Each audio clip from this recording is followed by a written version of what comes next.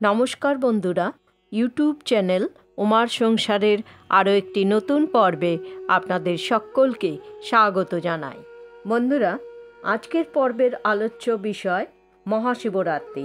2024 সালের 1430 বঙ্গাব্দের মহাশিবরাত্রির পূর্ণতিথি কবে পালিত হবে?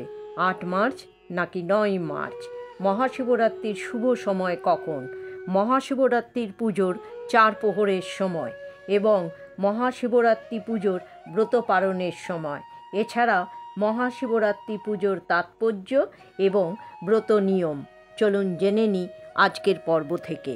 মহাশিবরাত্রিকে শিব পূজার জন্য শ্রেষ্ঠ দিন বলে মনে করা হয়। হিন্দু ধর্মে শিব চতুর্দশীর মাহাত্ম্য অনেক।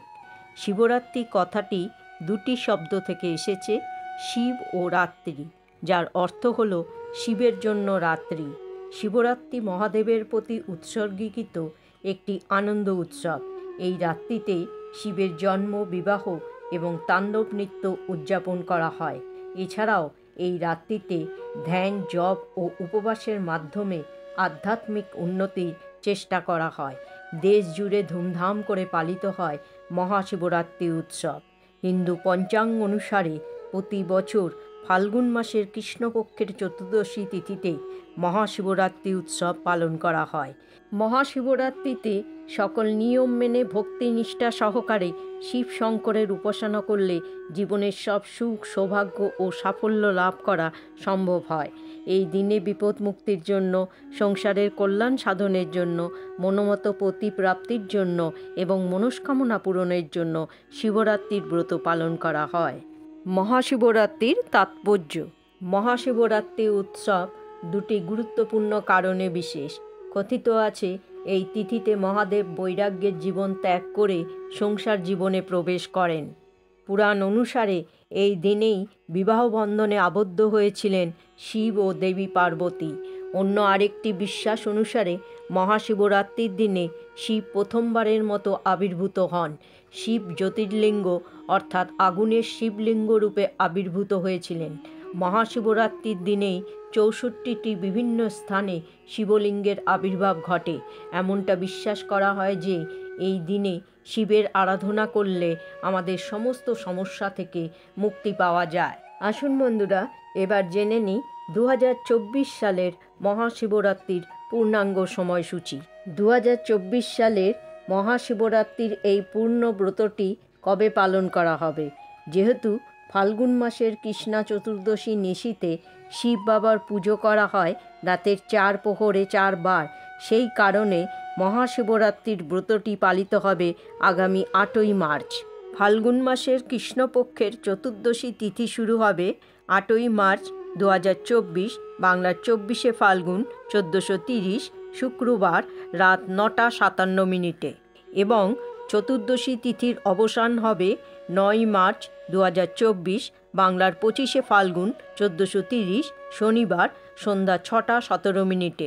2024 সালের 1430 বঙ্গাব্দের মহাশিবরাত্রির ব্রতটি পালন হবে আগামী 8ই মার্চ 2024 শুক্রবার।